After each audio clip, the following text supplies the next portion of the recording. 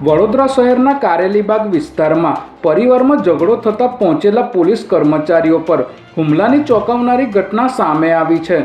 Dial 112 પર મળેલી ફરિયાદ બાદ જનરક્ષક ટીમ ઘટના સ્થળે પહોંચી હતી ત્યારે સ્થળ પર પહોંચતા દંપતીએ પોલીસ કર્મીઓ પર પથ્થરો વડે હુમલો કર્યો હતો।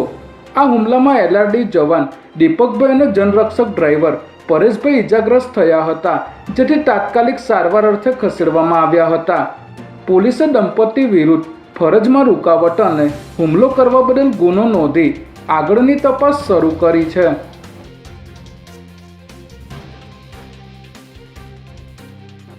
ગાંધીનગરમાં સ્ટેટ આઈબીનો સિનિયર ઓફિસર 80,000 રૂપિયાની લાંચ લેતા એસીબીના હાથે ઝડપાઈ ગયો છે।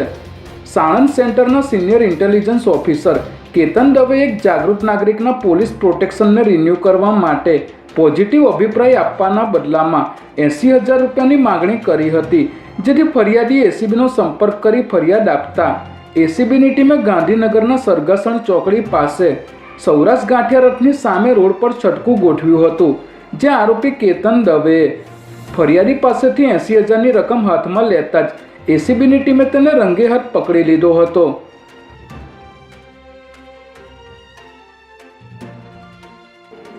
ગાંધીનગર સચિવાલયના સ્વર્ણિમ સંકુલ 1 ખાતે મંત્રીની ઓફિસમાં રજૂઆત કરવા આવેલા એક અરજદારે મંત્રીની ઓફિસ બહાર આત્મહત્યા કરવાનો પ્રયાસ કરતા હલચલ મચી ગઈ હતી।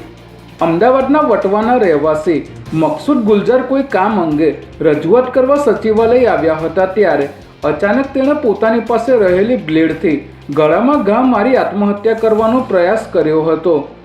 આ ઘટનાથી સચિવાલયમાં થોડા સમય માટે અફરાતફરી મચી ગઈ હતી ત્યારે પ્રાથમિક સારવાર આપ્યા બાદ તેને ગાંધીનગરની સિવિલ હોસ્પિટલમાં દાખલ કરવામાં આવ્યો છે।